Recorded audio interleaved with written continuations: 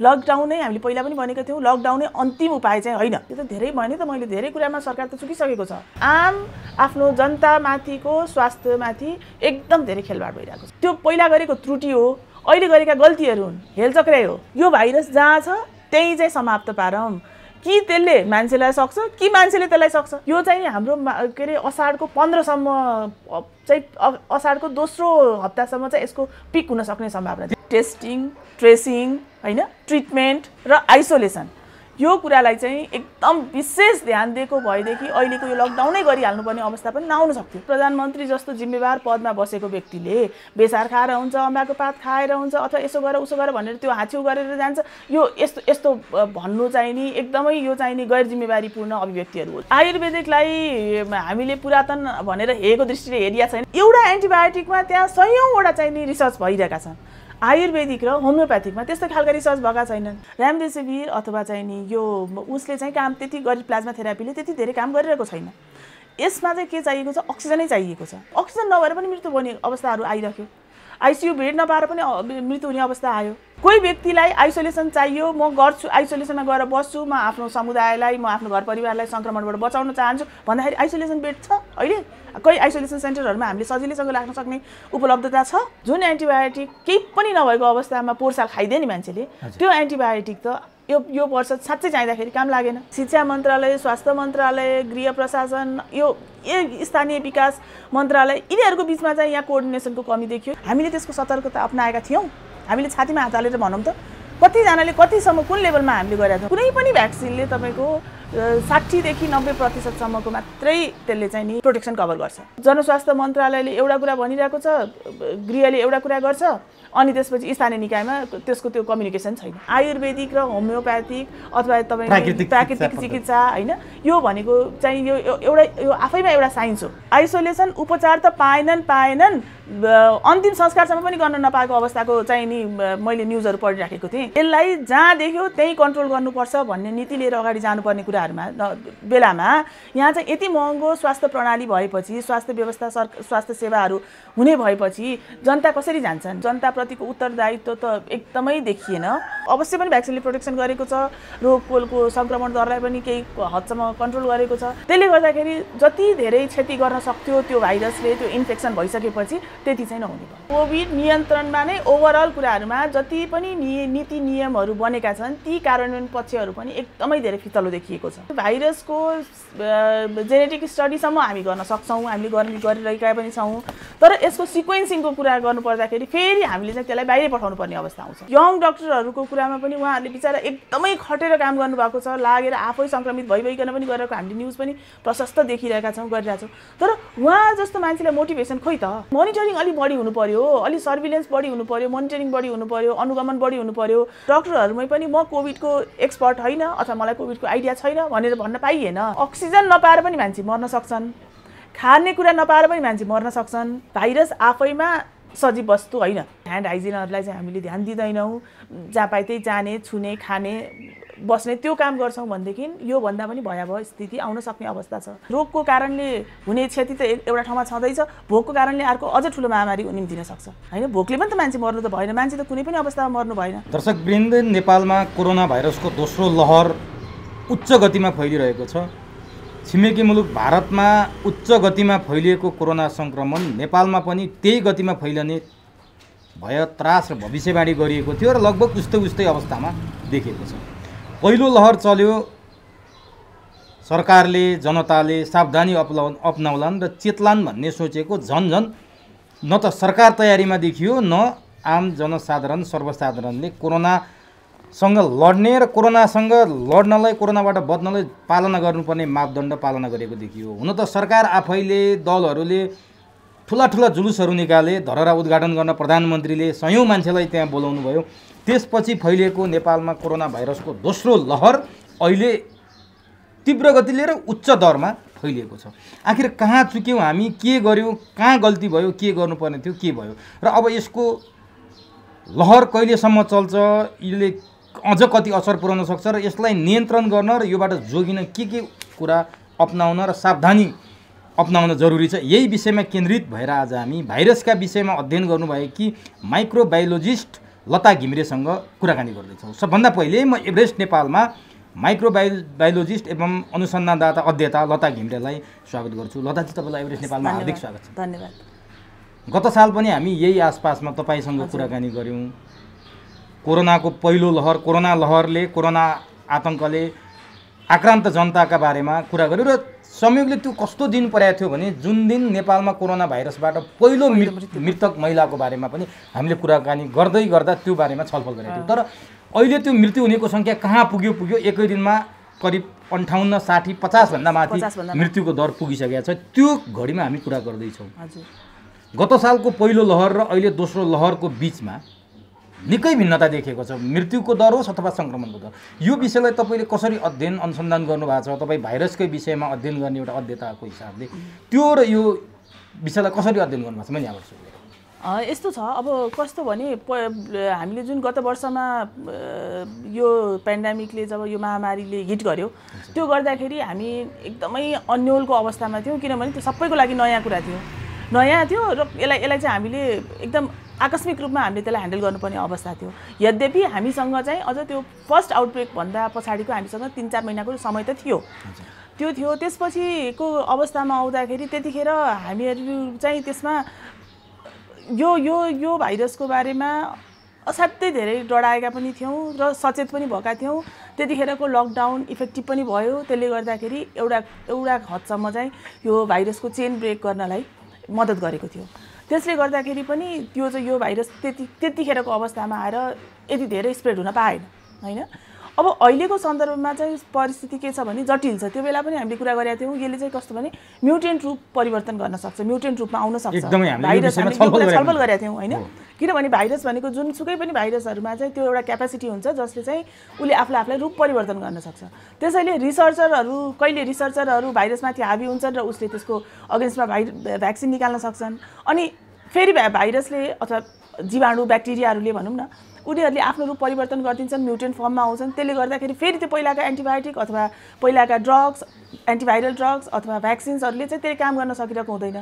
त्यस्तै परिस्थितिको चाहिँ अहिले चाहिँ हामीले सामना गरिरहनु परेको छ। एउटा कुरा त के पनि छ भने यो भाइरसको लागि हामीले जुन भ्याक्सिनहरू उत्पादन गर्छौँ, त्यो भाइरसको लागि उत्पादन गरेको भ्याक्सिनहरूको लागि एउटा सर्टेन टाइम, लामो अवधिसम्म हामीले ट्रायल गर्नुपर्ने हुन्छ। अब यो कोरोना भाइरसको सन्दर्भमा हामीले यसलाई एउटा सर्टेन प्लेटफर्मसम्म चाहिँ पहिल्यै गरिसकेको स्टडीमा बेस भएर त्यसपछिको मात्र 1 वर्षमा हामीले भ्याक्सिन तयार पारेर यहाँ चाहिँ पब्लिकको माझमा लिएर आएका थियौँ, हैन।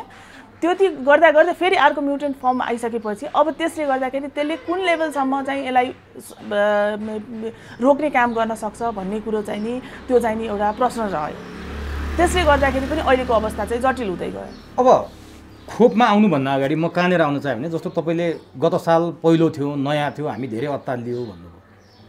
तर फेरि दोस्रो लहर आउँदा पनि हामीमा त्योभन्दा कम त देखिन, मृत्युदर बढ्यो, सङ्क्रमित दर एक दिनमा वात्तै हिजो त झन्डै 10,000 9,000सम्म भेटेका छन्, त्यो पनि टेस्ट कम भएको।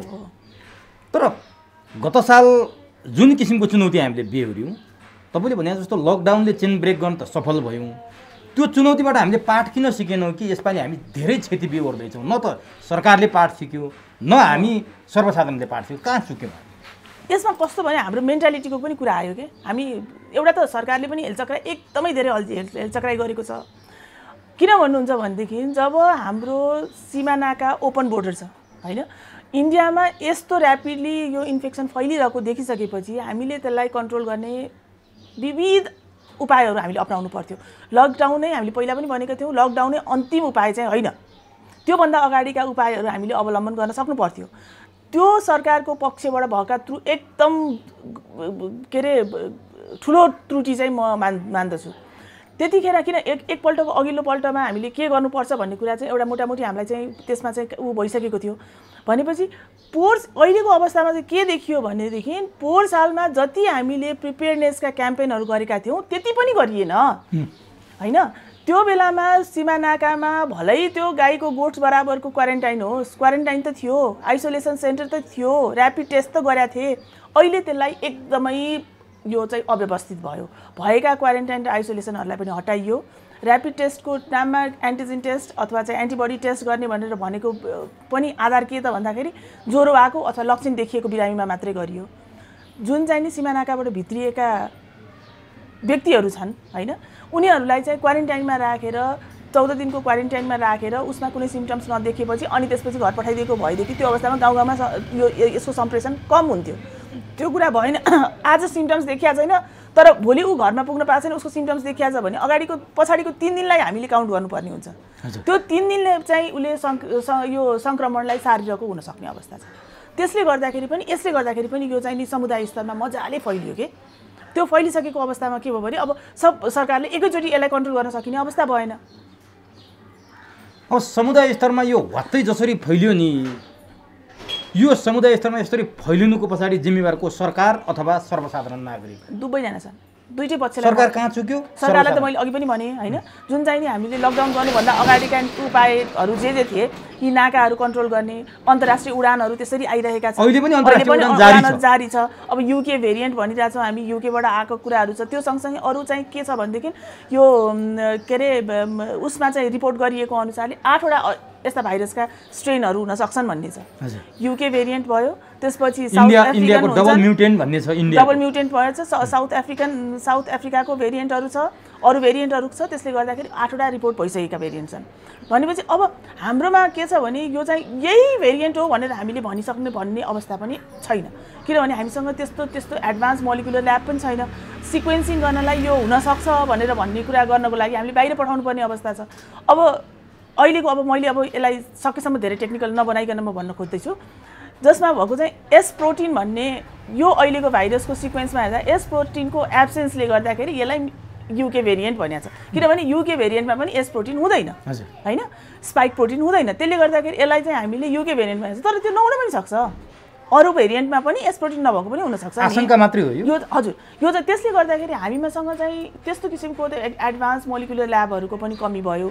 सिक्वेन्सिङ गरेर हामीले त्यो निकाल्न सकिरहेका छैनौँ। त्यो एउटा कुरा भएको कारणले गर्दाखेरि अरू भेरिएन्टहरूले पनि हामीलाई अट्याक गरिरहेको हुनसक्छ, यहाँनिर चाहिँ हिट गरिरहेको हुनसक्छ भन्ने कुराहरू हुनसक्छ एउटा कुरा। त्यसले गर्दाखेरि पहिला कुरा यो ओपन बोर्डरलाई अथवा चाहिँ नि हाम्रो हवाई यात्राबाट आउनेहरूकै लागि नै पनि क्वारेन्टाइन आइसोलेसनको भनेको व्यवस्था एकदमै न्यून भएर गयो, त्यो नगण्य नै भयो। त्यसले गर्दाखेरि पनि एउटा कुरा फैलिनमा मद्दत गर्यो।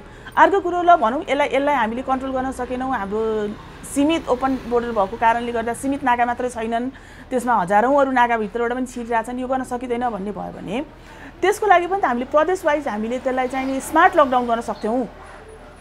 मेरो चित्त नबुझाइको कुरो कहाँ छ भनेदेखि स्मार्ट लकडाउन भनेर एउटा लोकेसन वाइज अथवा एरिया वाइज हामीले लकडाउन गरेको भए। कस्तो हो त्यो स्मार्ट लकडाउन भनेको चाहिँ? स्मार्ट लकडाउन भनेको चाहिँ कस्तो हुन्थ्यो भने एउटा पर्टिकुलरली कुनै एरियालाई लकडाउन गर्ने, जस्तो 2 नम्बर प्रदेशको ओपन बोर्डर छ हैन, 2 नम्बर प्रदेशलाई को चाहिँ मान्छेहरूको आवत जावतलाई रोकिदियो भने उताबाट आएको त्यहाँको मान्छेहरूलाई त्यहाँ मात्रै लकडाउन गरिदियो भने त्यहाँको जनतालाई खुवाउनलाई त सरकारलाई गाह्रो हुँदैन थियो नि। एउटा पुरै देशैभरिका मान्छेलाई खुवाउनुको सट्टा देशैभरिको मान्छेलाई अब अहिले त हेर्नुहोस् त यो के अरे रोगको कारणले हुने क्षति त एउटा ठाउँमा छँदैछ, भोकको कारणले अर्को अझ ठुलो महामारी निम्तिन सक्छ हैन। भोकले पनि त मान्छे मर्नु त भएन, मान्छे त कुनै पनि अवस्थामा मर्नु भएन। त्यसले गर्दाखेरि चाहिँ यो चाहिँ नि सरकारी पक्षमा भएका कमजोरीहरू जस्तो मलाई लाग्छ। जनस्तरमा के भयो? अब जनस्तरमा के भयो भने मान्छेको सोचाइ कस्तो भयो भने मलाई त केही पनि हुँदैन, उसलाई चाहिँ भएछ भन्ने मान्छेको एउटा चाहिँ सोचाइ त्यो भयो। फेरि गत वर्षमा भएको जुन किसिमको चाहिँ नि यो रोगको फैलावट थियो त्यसले गर्दाखेरि के भयो भने 97% त ठिक भएका पनि थिए, 3%लाई मात्रै हो अलिकति सिरियसली हार्म गरेको हैन। भनेपछि मान्छेमा के आयो भनेदेखि 97% त ऊ चाहिँ हामी धेरै अप्टिमिस्टिक भयौँ के हैन। धेरै अप्टिमिस्टिक भएको कारणले गर्दाखेरि पनि अब हामीलाई त केही हुँदैन रहेछ, हामीले पचाउन सक्ने रहेछौँ भनेर यसमा चाहिँ हेलचक्राइ लापरवाही गरेकै हो।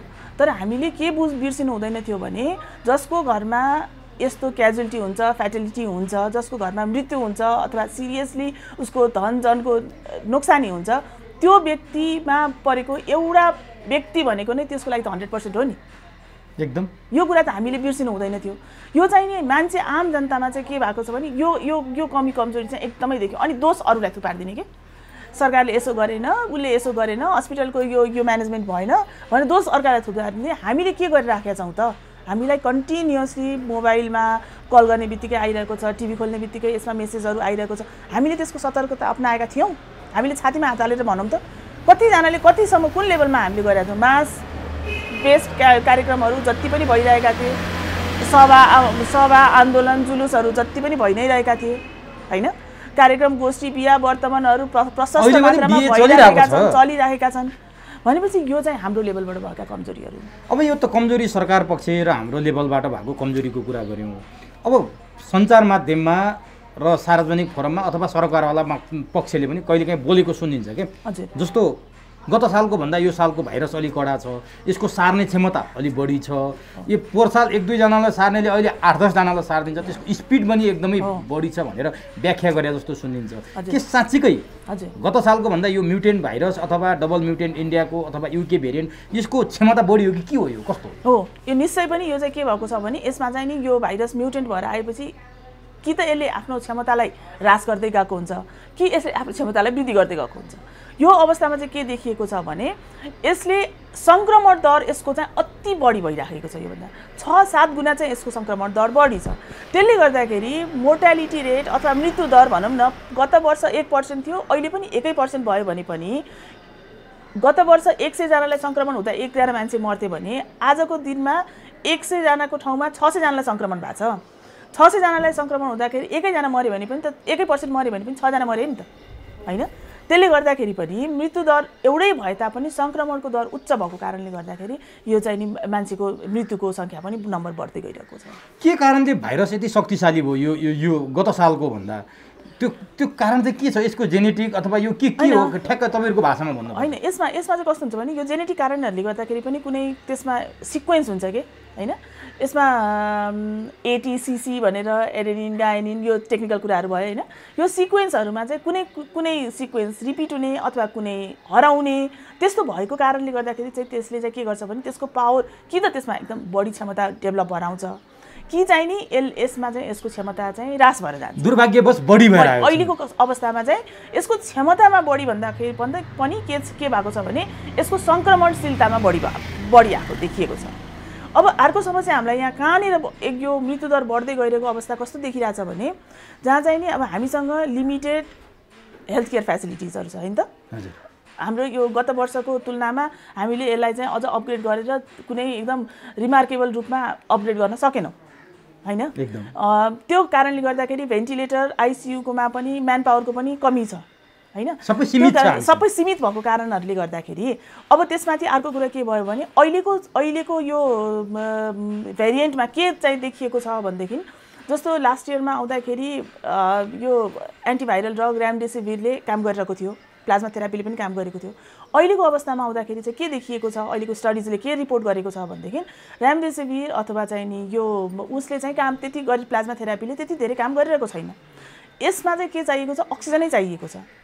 अक्सिजनलाई पनि ड्यामेज गरिरहेछ, फोक्सोलाई ड्यामेज गरिरहेछ र त्यसलाई अक्सिजन चाहिएको छ।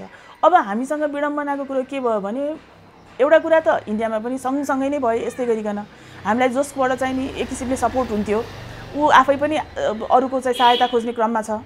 हामीले नै अक्सिजन सहयोग गर्नुपर्ने अवस्थाहरू रहिरहेको छ। त्यसले गर्दा उताबाट पनि सहयोग आएको छैन। हामी आफैमा पनि त्यति धेरै अक्सिजन डेभलप गर्ने क्यापेसिटी त छ, अक्सिजन प्रडक्सन गर्ने, तर हामीसँग चाहिँ सिलिन्डरको अभाव रहेछ। त्यो सिलिन्डरको अभाव भइसकेपछि त्यसले गर्दाखेरि यो लक्षित समूहमा चाहिँ हामीले अक्सिजन पुर्याउन सकेनौँ।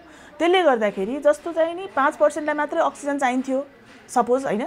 अहिलेको हाम्रो पहिलाको उसमै पनि भन्दाखेरि चाहिँ 80% त केही पनि नगरिकन होम आइसोलेसन, यसलाई चाहिँ 80%लाई साधारण रुगाखोकी भन्दा पनि कम चाहिँ नि असर पारिरहेको हुन्छ भनेर हामीले भनिरहेको थियौँ भने 5% अथवा 10%लाई अक्सिजन चाहिन्छ। त्यसमध्येबाट 1% 2%लाई चाहिँ नि आइसियु अथवा भेन्टिलेटर चाहिन्छ अनि 1% को मृत्यु भइरहेछ भनेर हामीले जुन आंकलन गरेर डेटा प्रस्तुत गरेका थियौँ त्यो त्यसैलाई नै आधार मानेर हामीले कुरा गर्दाखेरि पनि के हुन्छ भने अहिलेको त्यो 5%लाई जसलाई अक्सिजन चाहिन्छ उले अक्सिजन पाएन भने पनि त मृत्यु हुने भयो नि। धेरै त अक्सिजन नपाएर मरिरहेछ नि। अक्सिजन पाएको खण्डमा त उ त निको हुन्थ्यो नि। तर हाम्रो चाहिँ यो विडम्बना के भयो भने त्यो अक्सिजन नभएर पनि मृत्यु हुने अवस्थाहरू आइरह्यो। आइसियु बेड नपाएर पनि मृत्यु हुने अवस्था आयो हैन। फर्दर टेक केयर राम्रोसँग नभएको कारणले पनि गर्दाखेरि चाहिँ मृत्यु भएको अवस्थाहरू आयो। त्यसले गर्दाखेरि पनि यो चाहिँ नि संक्रमण एउटा बढ्दै गएको क्रम मैले देखेँ। अब अर्को सन्दर्भ के छ भने जो बिरामी हस्पिटलमा गए हस्पिटलमा गइसकेका बिरामीहरूलाई पनि एकदम ड्यु रेस्पेक्ट है। मैले अब डाक्टर साहबहरूले अहिले चिकित्सकहरूले एकदमै नर्स चिकित्सक एकदम खटेर काम गर्नुभएको छ। तर कति यस्ता अस्पतालहरू पनि छन् कि जहाँ चाहिँ कोरोनाको बिरामीहरू राखेको अवस्थामा एकचोटि पनि फलोअपमा डाक्टरहरू नगइदिने।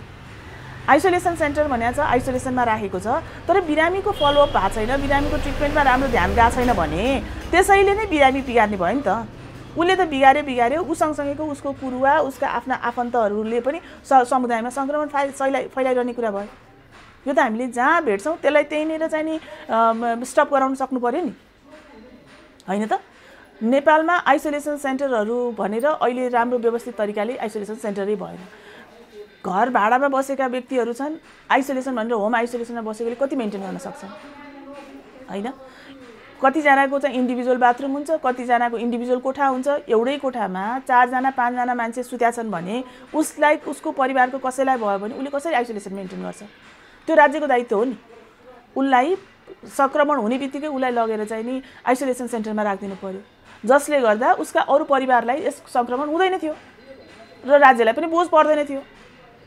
तपाईँले यस्तो प्रश्न उठाइरहँदा राज्य धेरै ठाउँमा चुकेको देखियो। तर प्रधानमन्त्रीको अहिले भर्खरै मैले एउटा समाचार पढेर आएको थिएँ, विश्वलाई उहाँले सन्देश दिनुभएको छ कि नेपालमा कोरोना नियन्त्रणमा छ, जनताले पत्याएनन्, वास्तवमा हामीले कोरोना नियन्त्रणमा लिएका छौँ भनेर। तपाईँसँग अन्तर्वार्तामा बस्नुभन्दा अगाडि म त्यो पढिरहेको छु। तपाईँ चाहिँ एउटा आइसोलेसन पनि राज्यले बनाउन सकेन भन्नुहुन्छ। खासमा के हो? कुरा त कन्ट्राडिक्सन आयो नि। कन्ट्राडिक्सन छ नि, देखिरहेछौँ नि। यो बोल्नेसँगको मात्रै कुरो भएन नि, यो त हामीसँग रिजल्ट छ अगाडि, छैन र? हिजो भर्खर मैले एउटा न्युजमा पढेको थिएँ, आइसोलेसन उपचार त पाएनन्, अन्तिम संस्कारसम्म पनि गर्न नपाएको अवस्थाको चाहिँ नि मैले न्युजहरू पढिराखेको थिएँ।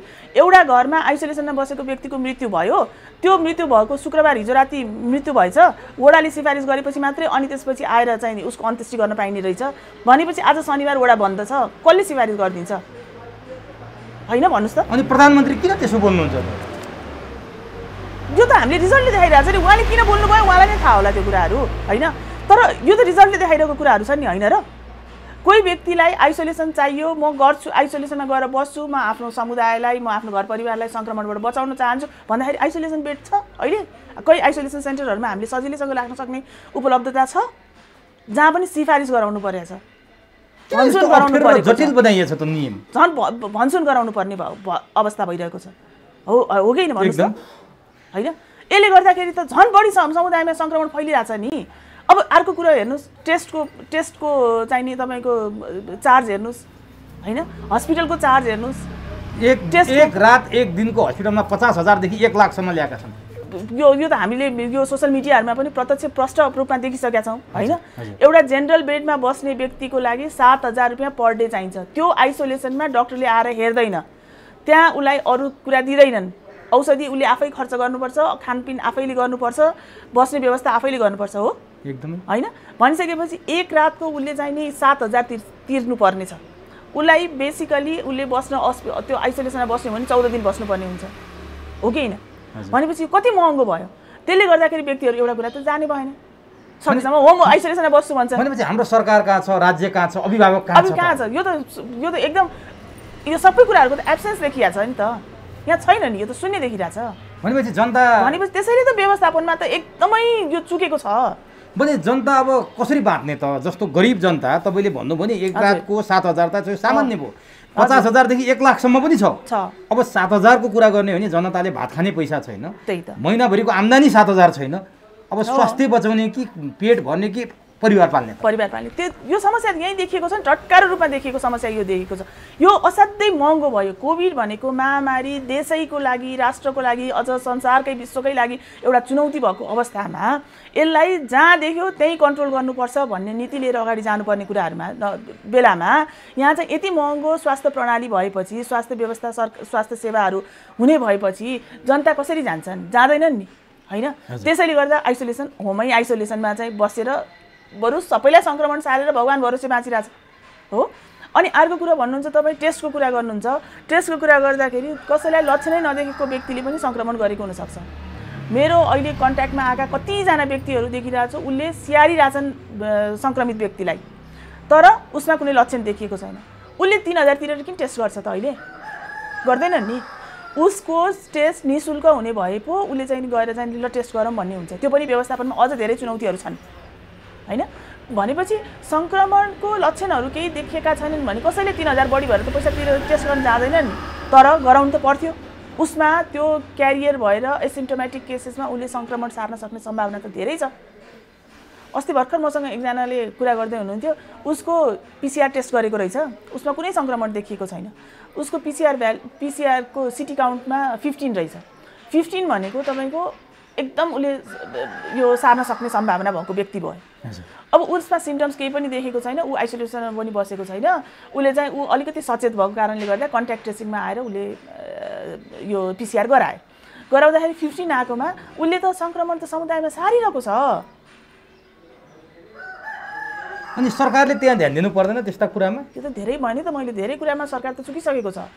यो त यो जुन चाहिँ सुरुदेखिकै कुराहरूमा के थियो भने टेस्टिङ, ट्रेसिङ हैन, ट्रिटमेन्ट र आइसोलेसन, यो कुरालाई चाहिँ एकदम विशेष ध्यान दिएको भएदेखि अहिलेको यो लकडाउनै गरिहाल्नुपर्ने अवस्था पनि नआउन सक्थ्यो। अब तपाईँले यति भनिरहँदा जति बेला भारतमा उच्च गतिमा कोरोना फैलिरहेको थियो, नेपालमा पनि डरलाग्दो अवस्था देखिरहेको थियो, 16 गतेको लकडाउनभन्दा केही दिन अगाडि मात्रै, जम्मा 4 दिन अगाडि प्रधानमन्त्री ओलीले धरहराको उद्घाटन गर्नुभयो। त्यहाँ मान्छे त देख्नुभयो, पत्रकार पनि देख्नुभयो। अनि प्रधानमन्त्री ओलीले स्थायी कमिटीको बैठक बोलाउनुहुन्छ, 100 जना त्यहाँ राख्नुहुन्छ। अझ 27 गते संसदको अधिवेशनमा विश्वासको मत दिँदै हुनुहुन्छ। यस्तो खेलाँची चाहिँ किन भइरहेछ? तपाईँले यत्रो डरलाग्दो कुरा गर्नु? यो असाध्यै खेलाँची कुरा भइरहेको छ। यहाँ त जनताप्रतिको उत्तरदायित्व त एकदमै देखिएन कि ठुलाबडालाई कोरोना लाग्दैन र? एकदमै देखेन। किन ठुलाबडालाई कोरोना नलाग्ने भन्ने कुरो होइन, ठुलाबडासँग पैसा हुन्छ, त्यो पैसाले उपचार गराउँछ। कुरो त यस्तो भएको छ। के छ र, यो जति महँगो उपचार भयो भने उनलाई गराउन सजिलो भइरहेको छ। त्यसैले आम जनताको हेल्थमा चाहिँ खेलवाड भयो। अब यो आम जनताको हेल्थमा खेलवाड भयो, चौतर्फी यसको विरोध भएको छ, यसरी कोरोना फैलिरहेको छ। गत सालको कोरोनाको सङ्क्रमण हेर्ने र मृत्युदर हेर्ने हो भने सङ्क्रमित व्यक्ति अलिकति बुढौली भएका, अलिकति दीर्घरोगी भएका, 50-60 वर्षभन्दा माथिका अलि बढी देखिन्थे। अहिले साना बच्चामा पनि त्यत्तिकै सङ्क्रमण छ, मृत्युदर सानामा पनि उति छ। अझै हेर्यो भने 20 देखि 39 वर्षका मान्छे धेरै मरिसके। यसको कारण चाहिँ के हो? यसमा चाहिँ के छ भने त्यो एउटा त त्यो भाइरसको त्यो जेनेटिक स्ट्रक्चरले पनि गर्दाखेरि, त्यो जुन म्युटेन्ट भाइरस आयो त्यसले गर्दाखेरि पनि सङ्क्रमणशीलतालाई अलिकति बढाएको छ। अर्को कुरो के भयो भने तपाईँको चाहिँ यो एल्डरली पिपल जुन चाहिँ नि वृद्ध अवस्थाका बुवामुवाहरू हुनुहुन्थ्यो, उहाँहरूले एउटा कुरा भ्याक्सिन लाउनुभयो हैन। अनि अर्को कुरा उहाँहरू अलि बढी सतर्क हुनुभयो, उहाँहरूको मुभमेन्ट मोबिलाइजेसन कम भयो। तर यो युथहरूमा चाहिँ के भयो भने हामीलाई केही पनि हुँदैन भन्ने मानसिकताबाट चाहिँ उहाँहरू चाहिँ सधैँभरि चाहिँ यो मानसिकता बोकेर हिँडिरहेको कारणले गर्दा सभा सम्मेलन जुलुस आन्दोलन यी सबमा उत्तिकै किसिमले चाहिँ सहभागी हुनुभयो। त्यो भएको कारणले गर्दाखेरि पनि यसमा देखियो। अर्को कुरो के छ भने अहिले यो स्टडीले के देखाएको छ भनेदेखि चाहिँ यो अहिलेको भाइरसको केसमा आउँदाखेरि एउटा लेभलसम्म आउँदाखेरि जुन तपाईँले अघि भन्नुभयो नि 20 देखि 49-50 वर्षसम्मको व्यक्तिहरूको केसमा चाहिँ के छ भनेदेखि एउटा सर्टेन लेभलसम्म हाम्रो इम्युनिटी त बलियो हुन्छ नि, त्यो एजको व्यक्तिको इम्युनिटी बलियो हुन्छ। उसले त्यो भाइरसलाई रोक्न सक्ने एउटा पुसब्याक गर्ने खालको चाहिँ उसले चाहिँ त्यो देखाएको हुन्छ हैन। त्यति देखाइसक्दाखेरि, त्यति हुँदै गर्दाखेरि तर यो भाइरसले अल्टिमेटली कन्ट्रोल गर्न नसकेपछि एकैचोटि कोल्याप्स भएर जाने। र यसमा यो भाइरसको चाहिँ अलिकति यो स्टडीमा के देखिएको छ भन्नुहुन्छ भने जस्तो 7 दिनसम्मको स्टेजलाई चाहिँ नर्मली अर्ली फेजमा भनेर भनिएको छ। त्यो फेजसम्म चाहिँ उसले निको पार्न सक्यो भने साधारण रुगाखोकी जस्तो सिम्टम्स देखाएर निको भएर जाने भयो। तर जब चाहिँ यसले पल्मोनरी अथवा चाहिँ फोक्सोमा छुन्छ नि, 7 दिनदेखि 10 दिनभित्रको अवधि चाहिँ यसको लागि अलिकति हाम्रो लागि अलि बढी चाहिँ अलि बढी चाहिँ के भन्छ त्यसलाई, त्यो हामी केयरफुल भएर जानुपर्ने अवस्था हो कि। त्यतिखेर चाहिँ ज्वरो कस्तो छ, त्यसपछि त्यो सास फेर्न कतिको गाह्रो भइरहेको छ हैन, यो अक्सिजनको लेभल के छ भनेर एकदम क्लोजली मोनिटर गर्नुपर्ने अवस्था रहेछ। 7 दिनदेखि 10 दिनभित्रको अवस्थामा यदि इन्फेक्सन भएन भने उसको बिस्तारै त्यो तल रिकभर भएर जाने अवस्था भयो। त्यो अवस्था नभएको अवस्थामा पनि के छ भने एउटा चाहिँ अक्सिजन लेभल नचाहिने, खालि फोक्सोमा अलिकति निमोनिया देखिन सक्छ तर अक्सिजन लेभल चाहिँदैन, ऊ बिस्तारै आफू रिकभर भएर जान्छ। अर्को चाहिँ नि अक्सिजन पनि चाहिने, फोक्सोमा इन्फेक्सन भयो अक्सिजन पनि चाहियो भनेपछि उसलाई तुरुन्तै हस्पिटलाइज गरेर उसलाई चाहिँ ट्रिटमेन्ट सुरु गर्नु पर्यो। र त्यो अवस्थालाई पनि उसले ओभरकम गर्यो अथवा निको पार्न सक्यो, आफ्नो इम्युनिटीले पनि जित्न सक्यो भनेदेखि उसले चाहिँ एन्टिबायोटिक अथवा इम्युनिटीले जित्न सक्यो भनेदेखि चाहिँ त्यो अवस्थामा उसले रिकभर भयो, होइन भनेदेखि चाहिँ उसको फेज डिटरोइट भएर जाने अवस्था देखियो। तर हस्पिटलमा के देखियो भन्नुहुन्छ भने कतिपय चाहिँ सन्चो भएर आउने भेन्टिलेटरमा पुगेका पनि, कतिपय चाहिँ भेन्टिलेटर आइसियुमा राख्दै नराखेकाहरू पनि बिरामी भएको छेनभरमै स्वाट्टै मरेको पनि देखियो। यो चाहिँ किन भएको? त्यो यस्तो हो, त्यो त त्यही त भने नि, अब त्यो उसले प्राप्त गरेको स्वास्थ्य सुविधाहरूमा पनि भर पर्ने भयो कि मैले अघि पनि भने नि, जुन साधारण अक्सिजन मात्र दिएर पुग्ने थियो उसले अक्सिजन पाएन भने त जाने भयो नि त, होइन? उसलाई एन्टिबायोटिक, हुन त यो भाइरसको इन्फेक्सनमा एन्टिबायोटिकले खास काम गर्दैन, होइन? एन्टिबायोटिक भन्ने बित्तिकै के हो भने ब्याक्टेरियाको इन्फेक्सनको लागि काम गर्ने कुरा हो, ब्याक्टेरियाको लागि हो। तर भाइरसले इन्फेक्सन गर्दै गर्दाखेरि अरू चाहिँ नि अवसरवादी ब्याक्टेरियाहरू हुन्छन् नि, तिनीहरूले त्यही ठाउँमा एट्याक गर्न सक्छन्। त्यसको लागि त्यो ब्याक्टेरियाको लागि चाहिँ भनेर हामीले एन्टिबायोटिकहरू जुन लिने गरेका छन् नि, पेसेन्टहरूले लिने गरेका छन्, हो त्यो एन्टिबायोटिकहरूको उचित डोजिङ अथवा उचित चाहिँ नि एन्टिबायोटिक प्रयोग भयो भनेदेखि चाहिँ यो कन्ट्रोल हुन सक्ने भयो, अथवा चाहिँ हुने भएन। अब तपाईँले यो भन्दै गर्दा गत वर्षको तुलनामा यस वर्षमा चाहिँ किन यस्ता चुनौतीहरू आइरहेका छन् भन्दाखेरि यहाँ यसमा पनि 2-3वटा कुरा के छन् भनेदेखि, एउटा कुरा त हामीमा अलिकति उपबुजुर्ग भयौँ हामी, त्यो 97% रिकभर भएको मान्छेलाई हेऱ्यौँ, होइन? 80%लाई रुगाखोकी, सामान्य रुगाखोकी भन्दा पनि कम असर पारेको अवस्थाहरू हामीले अध्ययन गऱ्यौँ। त्यो कारणहरूले गर्दाखेरि केही होइन रहेछ भन्ने कुरामा एउटा हाम्रोमा नेग्लिजेन्स देखियो, है? अर्को कुरो के देखियो भनेदेखि भ्याक्सिन, अब कति पपुलेसनले भ्याक्सिन लगाए, भ्याक्सिन लगाइसकेपछि मैले भ्याक्सिन लगाइसकेको छु भन्ने हिसाबले पनि एकदम त्यो निष्फिक्री भएर हिँडेको अवस्था रह्यो। त्यसले गर्दाखेरि भ्याक्सिनले पनि त 60 to 90% मात्रै त प्रोटेक्सन दिने हो, त्योभन्दा अरूको उसमा त त्यसले दिन सक्दैन। अझ यसमा म्युटेन्ट स्ट्रेनमा कति छ भन्ने कुरा त्यो स्टडीको विषय नै छ अझ, होइन? एउटा भ्याक्सिनको कारणले गर्दाखेरि पनि त्यो चाहिँ नि भ्याक्सिनले प्रोटेक्सन गरेको छ, अवश्य पनि भ्याक्सिनले प्रोटेक्सन गरेको छ, रोगको सङ्क्रमण दरलाई पनि केही हदसम्म कन्ट्रोल गरेको छ, तर मान्छेमा एउटा चाहिँ नि हेलचक्राइको पारा चाहिँ भनेर त्यो पनि देखियो। अर्को कुरा के देखियो भने अघिल्लो वर्षमा जुन किसिमले चाहिँ एन्टिबायोटिकहरूको प्रयोग भयो, त्यो एन्टिबायोटिकको प्रयोगले गर्दाखेरि अहिले चाहिँ नि एन्टिबायोटिक रेसिस्टेन्स देखियो। जुन एन्टिबायोटिक केही पनि नभएको अवस्थामा पोहोर खाइदियो नि मान्छेले, त्यो एन्टिबायोटिक त यो वर्ष साँच्चै चाहिँदाखेरि काम लागेन, त्यो एन्टिबायोटिक रेसिस्टेन्स पनि देखियो। अब तपाईँले अघि भन्नुभएको थियो जस्तो बुवा आमा वृद्धहरूको केसमा उहाँहरूले भ्याक्सिन लाउनु भयो, सतर्क हुनुभयो। हजुर, अरू भ्याक्सिन नलाएका सतर्क नभएका चाहिँ युवाहरू चाहिँ हामीसँग इम्युनिटी पावर बढी छ भनेर जानुभयो, त्यो भयो। अब नि यहाँ बच्चाहरू अलिक बढी देखियो, बच्चा 14 वर्ष मुनिकाल त भ्याक्सिन लाउने कुरो पनि भएन। हजुर, बच्चाहरूमा चाहिँ मृत्यु दर र सङ्क्रमण दर चाहिँ यसपालि हत्तै बढेको देखियो, यो बच्चामा चाहिँ किन भयो? त्यही त, यो त सङ्क्रमणशीलता त यसको ब्याक्टेरिया यो भाइरसको त बढी छँदै थियो, छ भनि नै रहेछौँ हामी, होइन?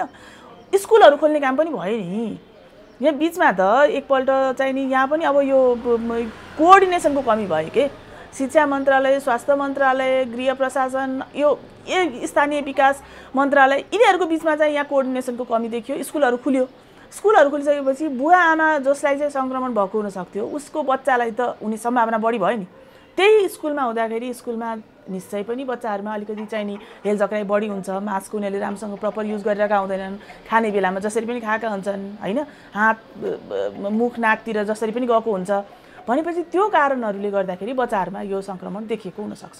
अब भ्याक्सिनमा प्रवेश गरौँ है। भ्याक्सिन बन्यो भनेर हामी धेरै खुसी भयो। 1 वर्ष नपुग्दै कुनै पनि भाइरसको भ्याक्सिन बन्नु त्यो आफैमा चमत्कार थियो। धेरै कम्पनीले विश्वमा भ्याक्सिनको काम गरे, भ्याक्सिन पनि बनाए, हामी खुसी पनि भयो। अब भ्याक्सिन आयो, 2020 चाहिँ कोरोना भाइरसको लागि भयो, 21 चाहिँ भ्याक्सिनको लागि हुन्छ भनेर हामी खुसी पनि भएको थियौँ। हजुर, तर भ्याक्सिनमा नेपालले आशातीत सफलता पाउन सकेन। थोरैले भ्याक्सिन लाएर हो अथवा के कारणले हो यहाँ नेपालमा भ्याक्सिनले त्यति काम गरे जस्तो पनि देखिएन नि? होइन, यस्तो हो, भ्याक्सिनमा त कन्ट्रोभर्सी, कन्ट्राडिक्टरी त अहिले पनि हामी न्युजमा देखि नै राखेका छौँ। भ्याक्सिन आयात गर्ने कुरादेखि लिएर कमिसन र भ्रष्टाचारका कुराहरू त एकदम यथेष्ट छरपष्ट रूपमा हामीले देखि नै रहेका छौँ। त्यो एउटा पार्ट भयो। अब अघि मैले अलिकति सुरुमै यसको अलिकति कुरा उठान गरेको थिएँ के भनेदेखि भ्याक्सिन चाहिँ जुन किसिमले पुरै प्रोसेस चाहिँ पुरा फुल फेजमा प्रोसेस्ड भएर आउनुपर्ने भनेको त्यसको लागि 15 देखि 18 वर्षसम्मको समय लाग्छ, होइन?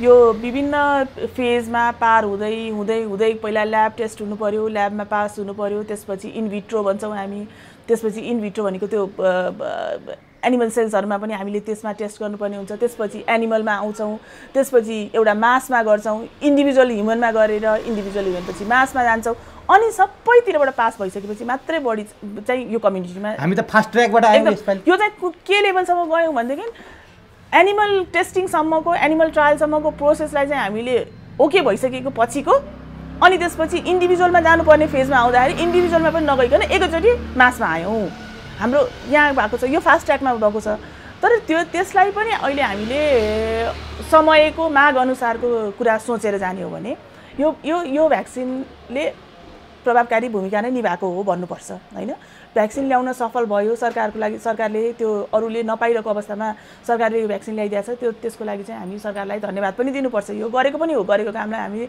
एप्रिसिएट पनि गर्न सक्नु पर्यो अब तर कस्तो भने भ्याक्सिन भनेको कुराले चाहिँ नि कुनै पनि भ्याक्सिनले तपाईको 60 देखि 90% सम्मको मात्रै त्यसले चाहिँ नि प्रोटेक्सन कभर गर्छ हैन त्यो भन्दा बाहेक त हामी आफै सचेत हुनु पर्यो नि हैन त्यो भन्दा अनि त्यसमाथि पनि अहिलेको अवस्था के भयो भने म्युटेन्ट स्ट्रेन आएको अवस्था भयो म्युटेन्ट स्ट्रेन आएको अवस्थामा त्यो भ्याक्सिनले कुन हदसम्म उ गर्छ भन्ने कुराहरु रहन सक्छ ए तपाईले भने जस्तो 60 देखि 90% काम गर्ने भ्याक्सिनमा पनि अझै म्युटेन्ट भइसकेपछि कति गर्छ भन्ने अर्को अनुसन्धानको विषय हो त्यो त स्टडीको विषय भयो नि किनभने यो म्युटेन्ट स्ट्रेन आएको त फेरि अहिले भर्खरै हो नि एकदमै हैन यसको लागि त फेरि समयावधि पुगिसकेको छैन नि स्टडी गरेर रिपोर्ट रिलिज गरिहाल्नको लागि त्यसले गर्दाखेरि यसलाई चाहिँ हामीले त्यो सचेत भएर जानु पर्थ्यो एउटा कुरा त त्यो 60% सम्म अथवा 70% एभरेजमा भनौं 70% को प्रोटेक्सनमा गर्छ भने पुरानै भाइरसलाई पनि 30% लाई त नगर्ने छ नि त हैन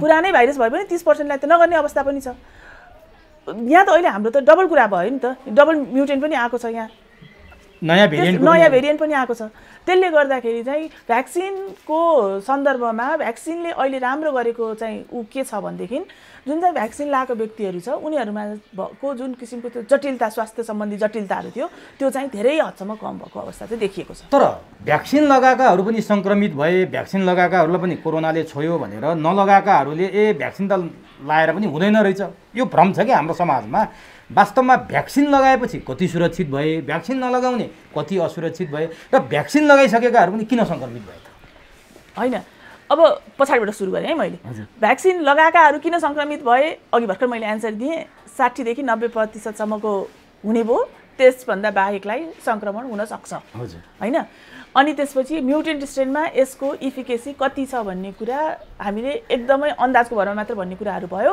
त्यो चाहिँ नि हामीले यथेष्ट प्रमाणका आधारमा हामी बोल्न सक्दैनौं त्यो कुरालाई अब बाँकी रह्यो भ्याक्सिन लगाएपछि के हुन्छ भन्ने कुरामा गर्दाखेरि भ्याक्सिन लगाइसकेको अवस्थामा चाहिँ कस्तो खालको चाहिँ नि बिरामीहरुको हामीले रेकर्ड हेर्दाखेरि के देखिरा छौं भने बिरामीहरु जति पनि संक्रमित त भए तर संक्रमित भए पनि उनीहरुको सिभियरिटी चाहिँ कम छ उनीहरुको किसिमको जुन किसिमको स्वास्थ्य जटिलता हुन्थ्यो नि त्यस्तो जटिल अवस्थाहरु देखिएका छैन भ्याक्सिन लगाएका संक्रमित चाहिँ भए तर जटिलता चाहिँ देखिएको छैन अनि अर्को कुरा के पनि राम्रो पक्ष के देखिएको छ भने भ्याक्सिन लगाएकाहरुले आफ्नो परिवारका अरु सदस्यहरुलाई संक्रमण गर्न धेरै कम गरेको छन् भनेको त ट्रान्सफर गर्ने कुरा चाहिँ धेरै कम भएको छ किनभने भ्याक्सिन भनेको आफैमा चाहिँ के हो त भन्दाखेरि हामीले नक्कली रोग पठाएको भयो नि त शरीरमा नक्कली रोगको रूपमा पठायौं आम मानिसले बुझ्ने भाषामा भन्दा त्यसले गर्दाखेरि हाम्रो शरीरको सबै सेलहरुले के रेस्पोन्ड गर्ने भयो भने अब त यहाँ रोग पस्यो रोग पसिसकेपछि हामीले हाम्रो सेनाहरु हाम्रो चाहिँ प्रतिरक्षा प्रणालीलाई चाहिँ एक्टिभ गर्नुपर्छ भनेर त्यसपछि एन्टिबडी बनाउन थाल्यो एन्टिबडी भनेको चाहिँ सिपाही भयो त्यसैले गर्दा पहिले नै तैनात भएका सिपाहीहरु भइसकेपछि साँच्चै रोग लाग्दाखेरि पनि के भयो त उसको नम्बर त एन्टिबडीको नम्बर त बढी हुने भयो हैन त्यसले गर्दाखेरि जति धेरै क्षति गर्न सक्थ्यो त्यो भाइरसले त्यो इन्फेक्सन भइसकेपछि त्यति चाहिँ नहुने भयो अब नि हजुर भ्याक्सिन डबल डोजको कुरा छ नेपालमा एक डोज लगाएर अर्को डोज नपाउनेहरु पनि छन् एक डोज पनि नलाउने पनि छन् दुई डोज लाउने पनि छन् अब एक डोज नलाउने एक डोज मात्रै लाउने दुई डोज लगाएकाहरुको बीचको भिन्नता चाहिँ के छ त यस्तो एक डोज अब लाउँदै नलाएको त पुरै एकदम भनरेबल भइहाले उनीहरु एकदम रिस्क जोनमा हुन्छन् त्यसकारण असाध्यै सतर्क भएर हिँड्नु पर्यो उहाँहरुले हैन अब एक डोज लाउने चाहिँ व्यक्तिको कन्टेक्स्टमा चाहिँ के हुन्छ भने एक डोज भ्याक्सिनले पनि प्रोटेक्सन दिन्छ होइन 3 महिनासम्मको लागि उसले त्यो भ्याक्सिनले प्रोटेक्सन दिन्छ। तर के हुन्छ भने त्यसले चाहिँ हाम्रो प्रतिरक्षा प्रणालीलाई एन्टिबडी एकदमै ठुलो स्केलमा बनाउनु भन्दा पनि उसले चाहिँ के भन्छ अब चाहिँ रेडी भएर बसिराख, कुनै पनि बेला इन्फेक्सन भयो भनेदेखि हामी लड्न तयार हुनुपर्छ भन्ने खास त्यस्तो किसिमको चाहिँ नि त्यो सेन्सिटाइज गर्ने काम चाहिँ गरे हुन्छ के सर। 2 डोजको त हामीले कुरा गरियो, अनि 2 डोजको त हामीले कुरा गरियो हैन। अब यो भ्याक्सिनको यति भइरहँदा भारतबाट भ्याक्सिन ल्यायो नि हामीले 10 लाख डोज। हजुर जहाँ भ्याक्सिन बन्यो आज त्यहाँको अवस्था त्यस्तो छ। आफै त महादेव उत्तान परे कसले दिने बर भन्ने भारत भएको छ। भने भ्याक्सिन बनेकै देशमा त्यस्तो छ, हामी मागेर ल्याएर अथवा किनेर ल्याएर लाउनेहरूको अवस्था यो छ। भारतमा किन त्यस्तो भयो त? होइन भारतमा पनि यस्तो खोप अभियान पनि चलिरहेछ नि ठुलो मात्रामा। खोप अभियान चलिरहेछ।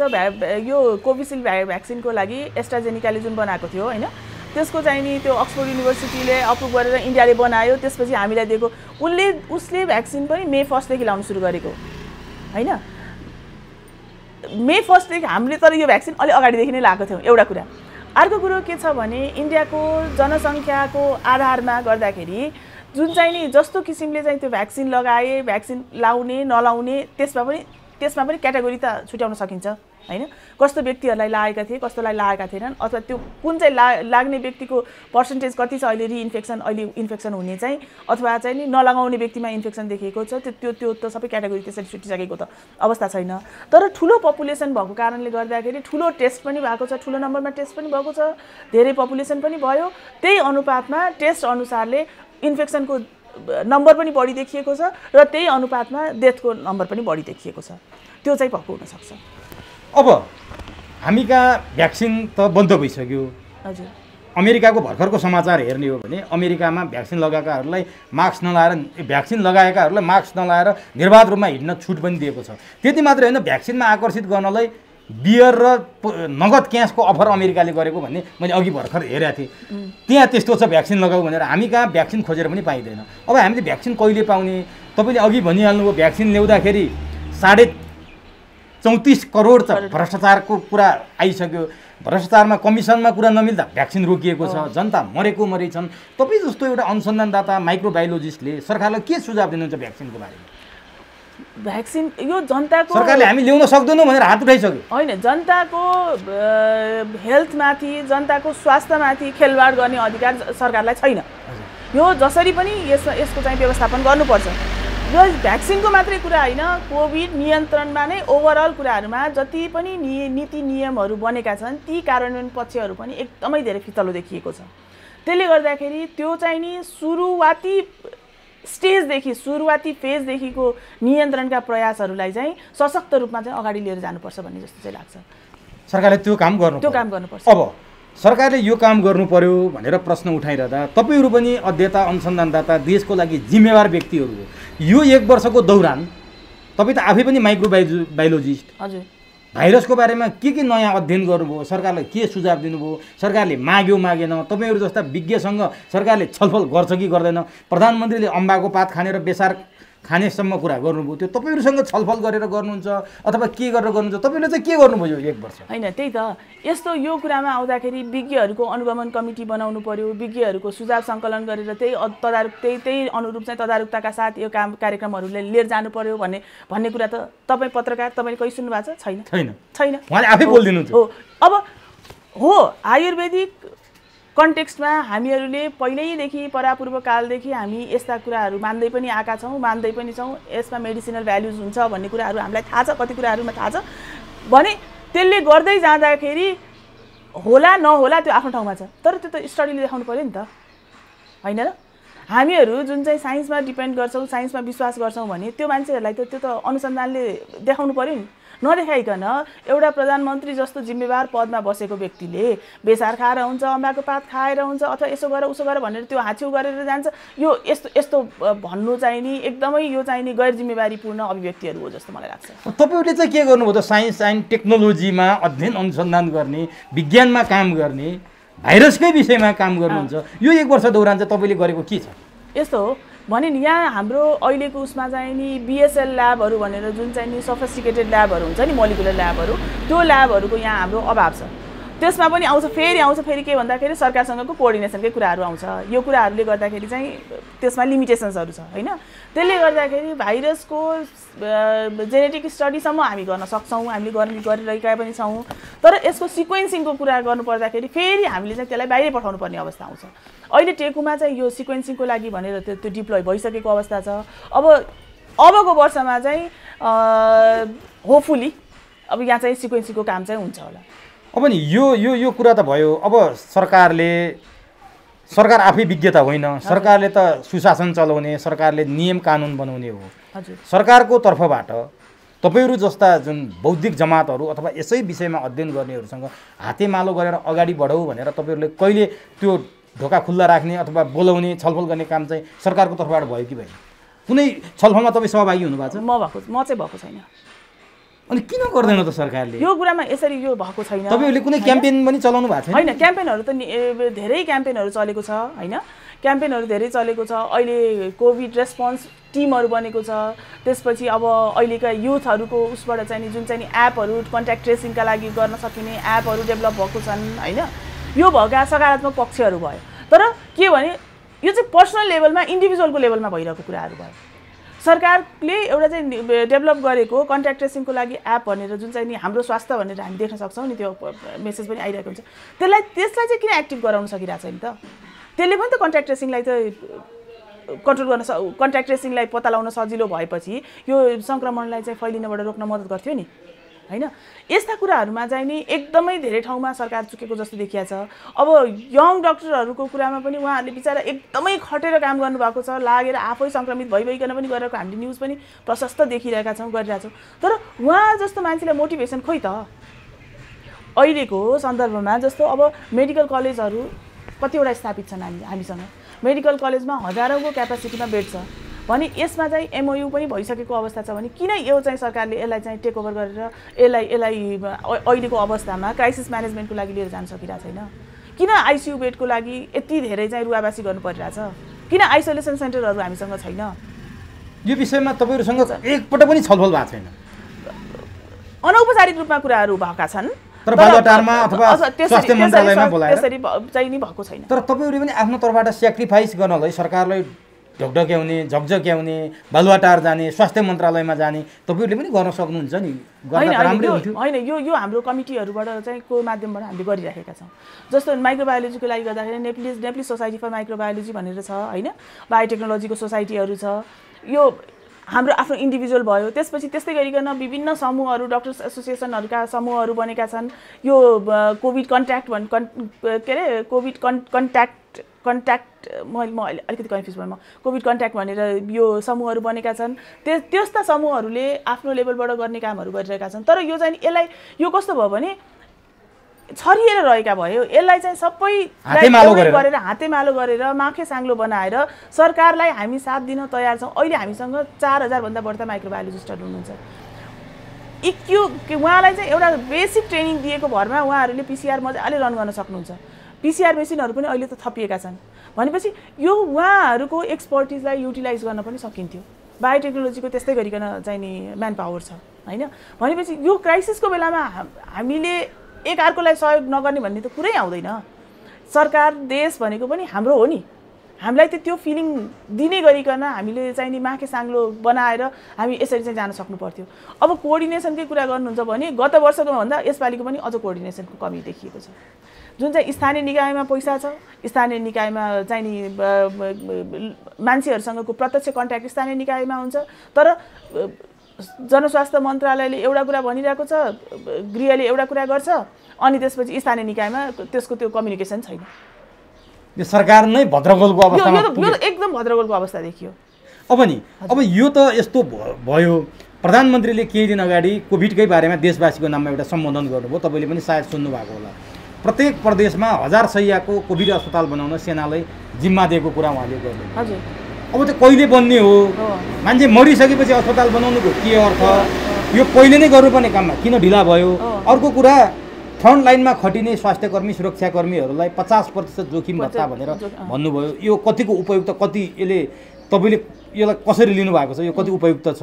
र अर्को कुरा चाहिँ रिटायर भएका स्वास्थ्य कर्मीहरूलाई पनि करारमा नियुक्त गरेर कोभिड विरुद्ध लड्ने भनेर उहाँले एउटा घोषणा नै गर्नुभयो। योलाई कसरी लिनुभएको छ, जहाँ तपाईँहरू चाहिँ अड्नु भएको छैन अझै पनि, यो विषय चाहिँ कसरी लिनु? होइन, यो जुन चाहिँ नि स्वास्थ्य कर्मीहरूलाई फ्रन्ट लाइनरहरूलाई 50% भत्ता दिने भन्ने कुरा छ, त्यो स्वागतयोग्य छ। उहाँहरूलाई मोटिभेसन पनि हुनु पर्यो नि, त्यसमा इन्सुरेन्स पनि हुनुपर्छ, अझ इन्सुरेन्स पनि कम्पलसरीली हुनुपर्छ। भोलि यस्तो जोखिममा चाहिँ काम गर्दाखेरि केही भइहालेको खण्डमा परिवारको जिम्मेवारी कसले लिइदिन्छ, त्यसको लागि पनि एउटा इन्सुरेन्सको कुरा पनि हुनुपर्छ। जोखिम भत्ताको कुरा पनि ठिक छ।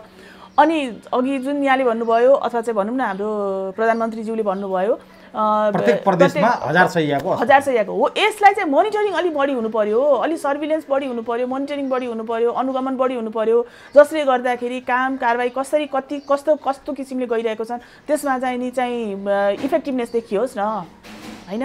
मुखले भनेर एमओयू गरेर मात्रै नीति निर्देशनमा मात्रै सीमित भएन। जनताले त्यसको चाहिँ नि त्यो यस्तो भइरहेछ है भन्ने कुरा प्रत्याभूत गर्न सक्नु पर्यो। हाम्रो माग नै त्यही भइरहेछ। तर अब अहिले घोषणा गरेर कहिले बन्ने, जनता मरेर सकेलान् होइन।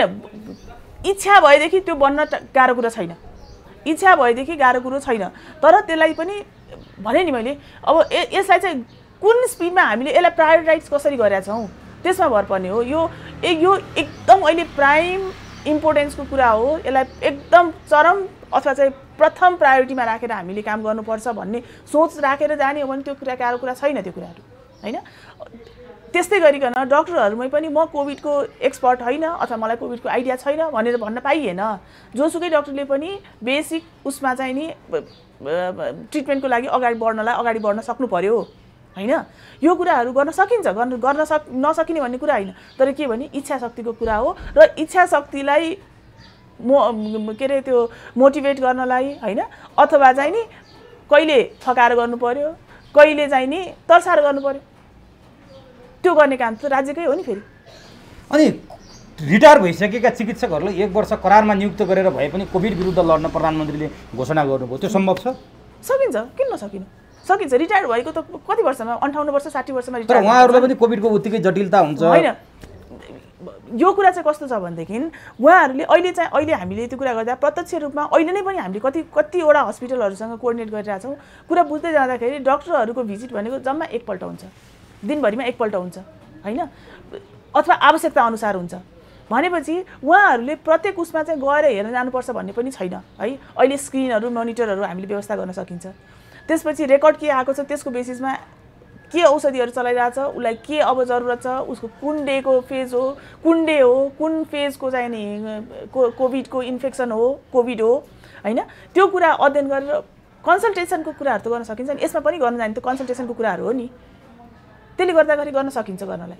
अब डक्टरहरूमाथि नै हातपात हुन थाल्यो। हिजो नेपालगञ्जमा PCR टेस्ट गर्ने लाइनमा बसेको एकजना सङ्क्रमितको लाइनमा बस्दै मृत्यु भयो, उसको टेस्ट नै भएको थिएन। शङ्का लागेर टेस्ट गर्न गएको लाइनमै मृत्यु भयो। चिकित्सकमाथि हातपात भयो। आफन्तको मृत्यु भइसकेपछि चिकित्सकहरूमाथि नै तिम्रो लापरवाहीले मृत्यु भयो भनेर चिकित्सक नै कुटिन थाले। तपाईँले देख्नु भएको छ नेपालगञ्जको दुर्दशा, त्यो भिडियो हामीले हेरेका छौँ, टेकुको हेरेका छौँ, चितवनको हेरेका छौँ। इन्डियाको भन्दा कम छैन। नर्सहरू आफै सङ्क्रमित भएर उपचार गरिरहेको छ, खान नपाएर बसिरहेको छ, कसरी सुतिरहेको छ, सुत्न नपाएर बसिरहेको छ। यो अवस्था सिर्जना भएको छ। तपाईँ के भन्नुहुन्छ, उनीहरू कसरी ती फ्रन्टलाइनमा उभिएका स्वास्थ्य कर्मीहरूले अब कसरी उपचार गर्ने? सर्वसाधारणबाट ज्यानमाथि आक्रमण हुने अवस्था छ। घरमा जाउँ, बच्चा बच्ची भेट्न पाएको छैन, आफै सङ्क्रमित भएर बच्चा बच्चीलाई सर्ला भन्ने ठुलो डर छ। अब यो विषयमा के भन्नुहुन्छ तपाईँ? हो, त्यो त कस्तो भने अब यो यसरी कुनै एउटा व्यक्ति अथवा डक्टर चिकित्सक जो चाहिँ लागेर खटेर आफ्नै ज्यानलाई चाहिँ रिस्कमा लिएर गरिरहेका छन्, त्यसमाथि चाहिँ यस्तो किसिमको यो दुष्क्रियाकलापहरू हुनु भनेको चाहिँ निन्दनीय नै हो त्यो वास्तवमा, होइन। अब यति भन्दै पनि फेरि के हुन्छ भनेदेखि त्यसको ठ्याक्क परिस्थिति के थियो हामीले अहिले बाहिरबाट हेरेको भरमा मात्र भनेर पनि हुँदैन।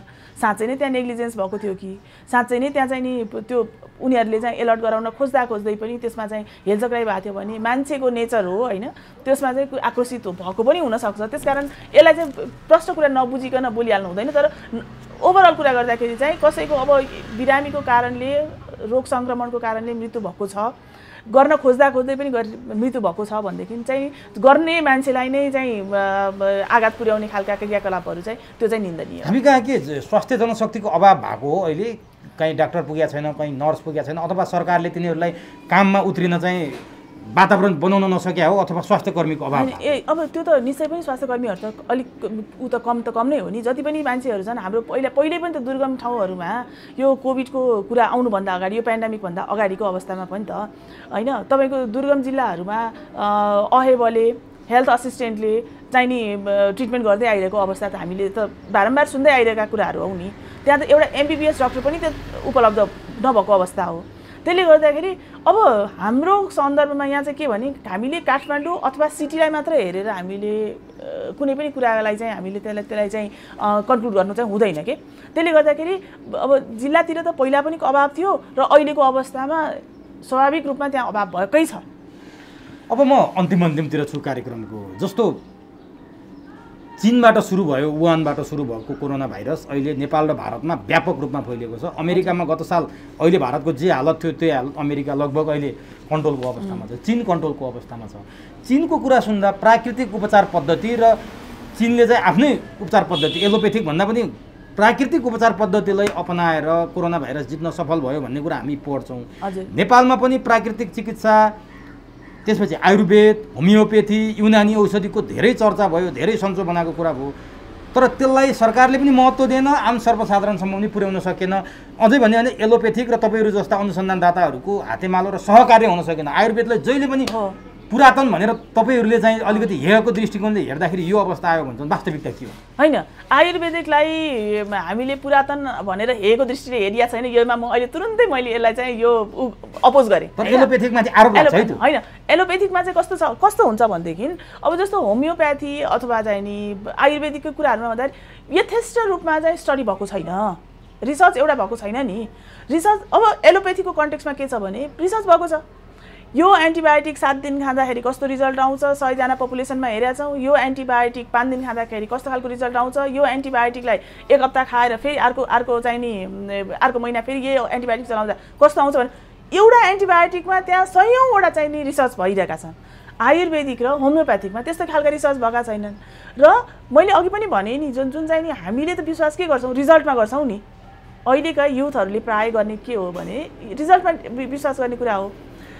रिजल्ट केले देखाए त भन्दाखेरि स्टडीले देखाउने भयो होइन। अब होमियोप्याथी र तपाईँको चाहिँ नि यो आयुर्वेदिकमा हाम्रो हजुरबुवा हजुरमुवाहरूले भनेको बेसिसमा हामीले तुलसी पानी खाऊ होइन, अथवा चाहिँ नि बेसार पानी खाऊ, जिम्बु पानी खाऊ भनेर हामी जुन भन्छौँ नि, त्यो भन्ने कुराले त्यसले बेनिफिट अफ डाउट त लिन सकिन्छ नि त होइन। त्यसले बिगार्न त केही बिगारेको छैन नि, त्यसले किन नगर्ने त गरौँ भनेर गरिने कुराहरू भयो। तर नयाँ कुनै चाहिँ नि इन्ट्रोड्युस गरिरहेछौँ भने, नयाँ औषधिलाई इन्ट्रोड्युस गरिरहेछन् भने खानको लागि पहिला कसैले स्टडी गरेको छ कि छैन, पहिला अरूले खाएको छ कि छैन, पहिला यसले गर्दाखेरि यसले कस्तो खालको चाहिँ नि पोजिटिभ प्रभाव कस्तो पारेको छ, नेगेटिभ कस्तो पारेको छ, त्यो त खोज्न त चाहन्छन् नि व्यक्ति। त्यो कारणले गर्दाखेरि चाहिँ यसमा चाहिँ नि यो चाहिँ अलिकति पछाडि परेको जस्तो भएको हो। न त भने आयुर्वेदिक र होमियोप्याथिक अथवा तपाईँ प्राकृतिक चिकित्सा होइन, यो भनेको चाहिँ यो आफैमा एउटा साइन्स हो। यो आफैमा एउटा साइन्स हो। चीनले त त्यही प्राकृतिक चिकित्सा पद्धति अथवा त्यहाँको परम्परागत चिकित्सा पद्धति अपनाएर कोरोना जित्यो भन्ने आइरहेको छ नि त। अब त्यो भन्ने कुरोहरू पनि हो हुनलाई चाहिँ होइन। अब त्यसमा पनि कति तथ्यता छ, कति चाहिँ त्यो फ्याक्ट बेस्ड हो भन्ने कुरा चाहिँ त्यो त नहेरिकन चाहिँ मैले भन्न सकिनँ। कीर्तिपुरको आयुर्वेद अनुसन्धान केन्द्रमा उपचार गरेका धेरै मान्छेहरू 7 देखि 10 दिनसम्म बसेर निको भएर घर फर्केका। त्यहाँ उनीहरूलाई योगा गराइयो, त्यहाँ उनीहरूलाई विभिन्न किसिमका चाहिँ एक्सर्साइजहरू कसरतहरू बनाइयो, त्यसपछि त्यहाँ आयुर्वेदिक जडीबुटीहरू खुवाइयो, तिनीहरू निको भएर घर फर्के। कति घरमै होम आइसोलेसनमा बसेका मान्छेहरू यी प्राकृतिक आयुर्वेदिक चिकित्सा पद्धतिका औषधिहरू जडीबुटी खाएर सन्चो भएको कुरा त धेरै छन् नि। अस्पताल गएर पनि मरिरहन् त मान्छे त होइन, छन्, त्यो छन्, नभएको होइन। अब यो फेरि कुरा घुम्दै जाँदाखेरि चाहिँ 80% र 97%को कुरामा आउँछ होइन। भनेपछि त कस्तो भने कोरोना भाइरसको त 80% त तपाईँको साधारण रुगाखोकी भन्दा पनि कम असर गर्ने खालको छ नि त। फेरि त्यो पनि बुझ्नु पऱ्यो नि हामीले। अनि जुन चाहिँ नि कम्प्लिकेटेड भएको केसेसहरू त त्यहाँबाट पनि त रिफर गरेर पठाएको छ नि। भेन्टिलेटरमा राख्नुपर्ने अवस्था आयो अथवा आइसियुमा राख्नुपर्ने अवस्था आयो भने त्यही प्राकृतिक चिकित्साले मात्र त ठिक हुँदैन नि। फेरि त्यस्तो केसमा त फेरि एलोपेथीको पनि गर्नुपर्ने हुन्छ भनेपछि के हो त वास्तवमा भ्रम पो सिर्जना भयो त यहाँ? भ्रम सिर्जना भएको छैन, भ्रम भएको छैन। जुन किसिमको जुन हाम्रो मैले अघि भने नि बेनिफिट अफ डाउटको रूपमा हाम्रा जुन चाहिँ नि हामीले बुझेका जानेका आयुर्वेदिक औषधिहरू जडीबुटीहरू हामीले देखेका हाम्रो गाउँघरमा पाउने त्यस्तालाई चाहिँ हामीले प्रयोगमा गर्न सक्ने भयो बेनिफिट अफ डाउटको रूपमा। 100% होइन भने तपाईको बेनिफिट अफ डाउटको रूपमा यसले बिगार गर्दैन, खाँदा हुन्छ भन्ने हिसाबमा लिन सक्ने भयौँ हैन। अब जुन केसमा कम्प्लिकेटेड केसेसहरू छ नि, जस्तो अघि मैले भने नि एउटा चाहिँ अर्ली फेजको भयो, अर्को चाहिँ निमोनिया फेजको भयो, सेकेन्ड फेजमा भनेको चाहिँ निमोनिक फेजको कुरा हुन्छ, त्यसपछि कम्प्लिकेटेड फेज आउँछ। भनेपछि त्यो निमोनिक फेजमा आइसकेपछिको कुराहरूमा आउँदाखेरि हामीले त्यही कुराहरूमा मात्रै गएर बसिरह्यौँ भने हामीले त्यसमा झन् जटिलता थप्दै जाने गर्छ। त्यसो भए आयुर्वेदिक उपचार पद्धतिले पनि सरकारले मान्यता दिएकै छ, अमेरिकाले पनि मान्यता दिएको छ, नेपालले पनि दिएको छ। तर आयुर्वेदिक उपचार पद्धति र एलोपेथिक एउटै डेस्क साझा डेस्क बनाएर तपाईको केन्द्रदेखि तल स्थानीय तहसम्म सँगसँगै किन जान सकेन? एकदम ठिक कुरा गर्नुभयो यो कुरा। यो चाहिँ किनभने कोरोना कन्ट्रोल गर्नको लागि कुनै एउटा सेक्टर मात्रै हाबी भएर काम गर्न सक्दैन। एउटा सेक्टरले मात्रै इनिसिएसन लिएर अथवा एउटा सेक्टरले मात्रै चाहिँ काम गर्न खोजेर सक्दैन। यसको लागि अघि यहाँले भन्नुभएको जस्तै गरिकन हो आयुर्वेदिक पद्धतिलाई पनि हामीले साथ लिएर जानु सक्यौँ भने अनि त्यसपछि न्युट्रिसनको कुराहरू हुनसक्छ, खानपानको कुरा हुँदैन। एन्टिबायोटिकको डोज चढाएको चढाइ छ, विक भइरहेछ, खानपान पौष्टिक आहार भएको छैन, डाइट कन्ट्रोल भएको छैन, डाइट मिलेको छैन। कोही डायबिटिजको बिरामी होला, उसको आफ्नो किसिमको डाइट चार्ट हुन्छ हैन।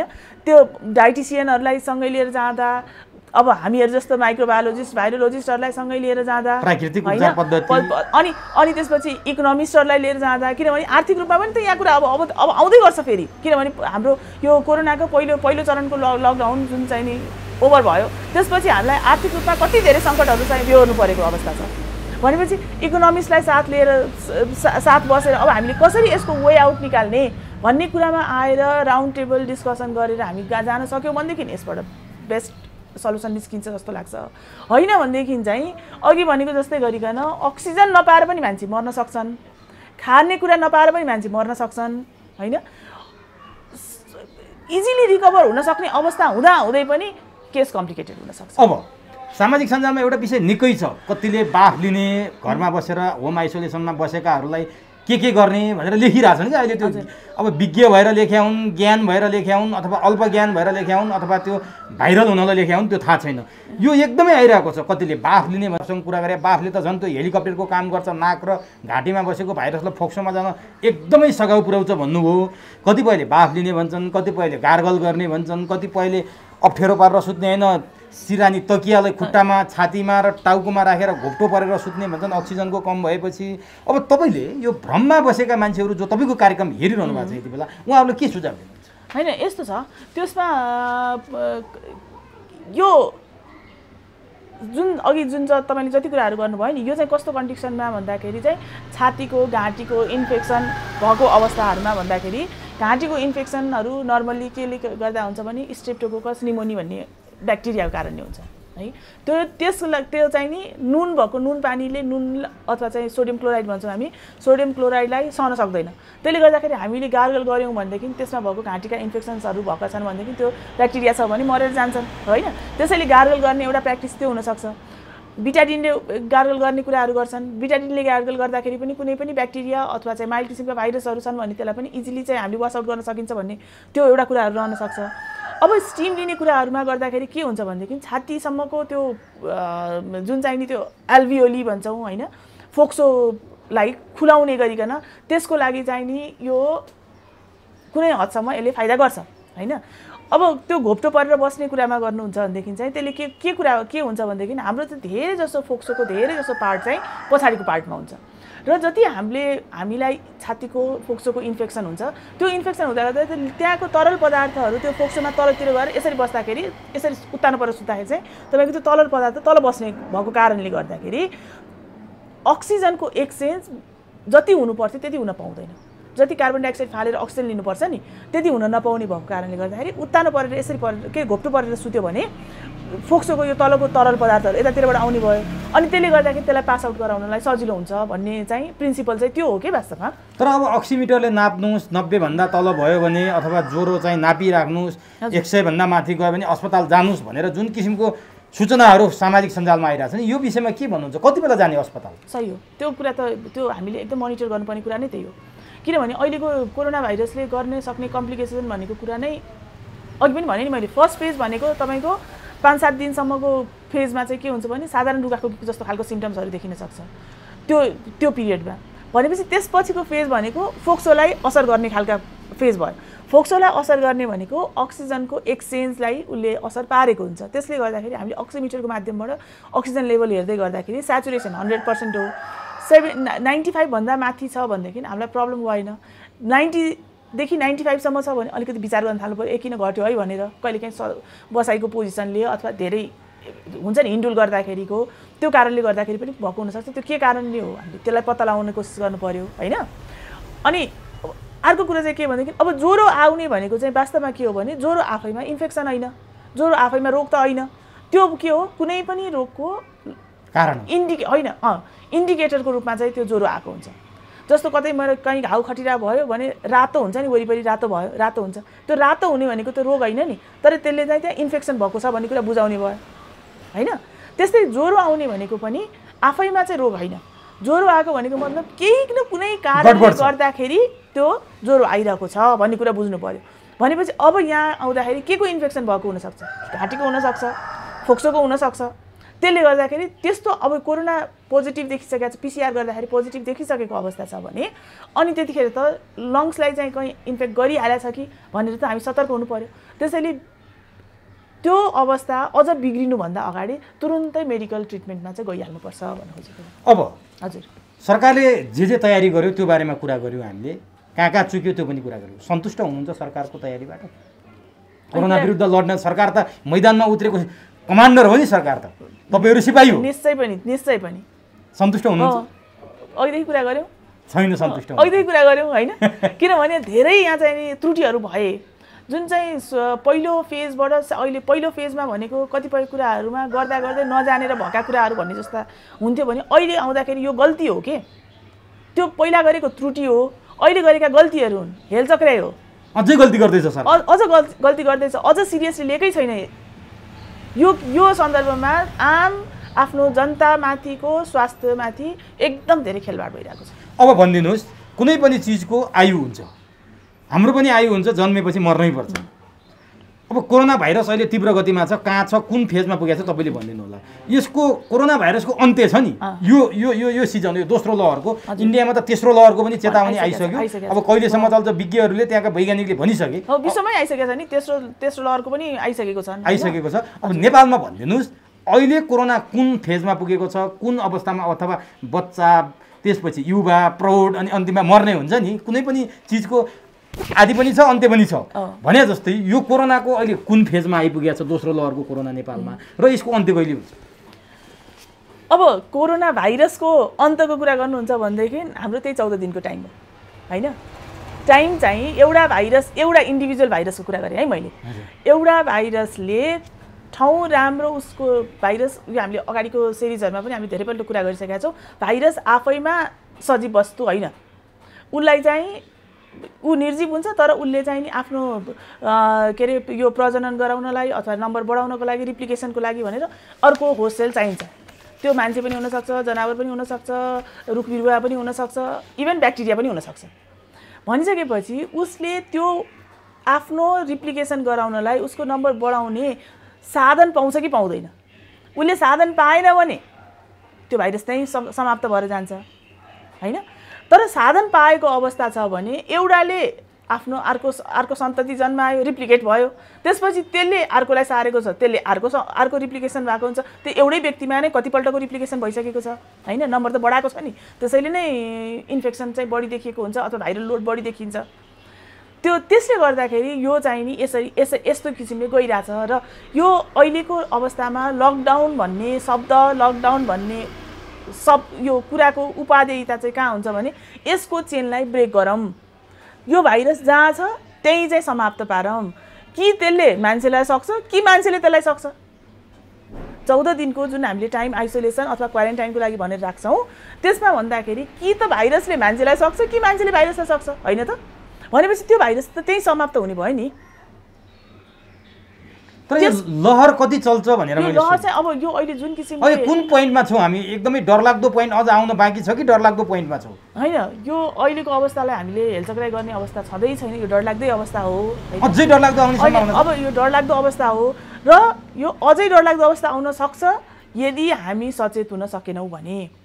अझ पनि हामीहरू चाहिँ यो केही होइन भनेर हेलचक्राइ गर्छौँ, भिडभाडमा जान्छौँ, मास्क बिना युज गर्छौँ होइन, अथवा चाहिँ नि हातको ह्यान्ड हाइजिनहरूलाई चाहिँ हामीले ध्यान दिँदैनौँ, जहाँ पाए त्यही जाने, छुने, खाने, बस्ने त्यो काम गर्छौँ भनेदेखि योभन्दा पनि भयावह स्थिति आउन सक्ने अवस्था छ। तर यदि अहिले हामीले सचेत भएर हामी जान सक्यौँ भने हामीले अहिलेको यो अब 14 दिनको यो आइसोलेसन अथवा भनौँ न यो एक किसिमले आइसोलेसन, हामी प्रत्येक व्यक्ति आफ्नो आफ्नो आइसोलेसनमा बसिरहेको छौँ नि भनेपछि यो 14 दिनको भित्र र त्यसपछि अलिकति अझ एक्सटेन्ड गरेको अवस्थामा यसलाई हामीले कन्ट्रोल गर्न सक्ने। कहिलेसम्म जान्छ यो जस्तो हुन्छ नि? यसरी यो अहिलेको अवस्थामा जुन किसिमले नम्बर देखिरहेको छ नि त्यसरी त मैले अघि पनि भने यो चाहिँ हाम्रो के अरे असाढको 15 सम्म चाहिँ असाढको दोस्रो हप्तासम्म चाहिँ यसको पिक हुन सक्ने सम्भावना छ। त्यसपछि यो फेरि ओह्रालो लाग्नुपर्ने हो। यो दोस्रो लहर त्यहाँ गएर ओह्रालो लाग्छ। ओह्रालो लाग्न सक्छ। फेरि तेस्रो लहर आउने सम्भावना नि छ? त्यही त, यो त म्युटेन्ट स्ट्रेन हो भाइरसको, भन्न सकिँदैन। हामीले पहिलेको चोटिको पनि यो यही कुरा गरेर ठ्याक्कै त्यही भयो। किन दोस्रो लहरको कुरा यो अनप्रेडिक्टेबल छ। हामीले यसलाई यस्तो हुन सक्छ भन्न सक्दैनौँ। त्यो भाइरसमा डिपेन्ड गर्ने कुराहरू भयो होइन। उसले आफूले आफैलाई नयाँ इन्भाइरोमेन्टमा कसरी एडजस्ट गर्दै लिएर जान्छ भने त्यो डिस्ट्रोय गर्न चाहिँ सकिँदैन। यसलाई अब डिस्ट्रोय गर्न सकिँदैन। यसलाई चाहिँ हामी अब भाइरससँगै बाँच्न चाहिँ हामीले सिक्नुपर्छ। भाइरससँगै बाँच्ने भनेको कसरी भन्दाखेरि हामीले रेस्पिरेटरी हाइजिनलाई ध्यान दिनु पर्यो, ह्यान्ड हाइजिनलाई ध्यान दिनु पर्यो। त्यो जुन SMS भन्छौँ नि हामी, सोसल डिस्टेन्स, मास्क, सेनिटाइजर अथवा सोप वाटर होइन, यसलाई चाहिँ हामीले एकदमै चाहिँ कडाइका साथ यसलाई चाहिँ फलो गर्नुपर्छ। भनेपछि हिजो जस्तो जुन निर्भय तरिकाले हामी बाँचेका थियौँ, जस्तो सुन्दर संसार थियो हिजो, त्यो भत्केर अब अर्को संसारमा हामी प्रवेश गर्छौँ। अब त्यो संसार फेरि हामी पाउनेवाला छैनौँ। पाउनै सक्दैनौँ भनेर भन्न पनि सकिँदैन। सम्भावना कम देखिने म्युटेन्ट भएको होइन, म्युटेन्ट भएपछि पनि मैले अघि पनि भने नि जस्तो म्युटेन्ट हुँदै गइसक्दाखेरि हामी त्यसरी एकदम निराशावादी पनि हुनु परेन होइन। किनभने म्युटेन्ट भइसकेपछि कहिले यो अहिलेको अवस्थामा आउँदा सङ्क्रमणशीलता बढी भयो, यसले आफ्नो ह्रास पनि हुन सक्छ। यसको चाहिँ जुन क्षमता छ त्यो भाइरुलेन्स भन्छौँ नि, त्यो भाइरुलेन्सलाई ह्रास पनि गराउँदै जान पनि सक्छ। आशा गरौँ आउने थर्ड लहर चाहिँ ह्रास भएर आओस् भाइरसको र सबै यो पृथ्वी लोकका पृथ्वी जगतका सबै मान्छे सुरक्षित हुन्। हजुर, यही भन्दै समय दिनुभयो, अत्यन्त महत्त्वपूर्ण भनाइराखिदिनु भयो। यसको लागि तपाईँलाई हार्दिक धन्यवाद।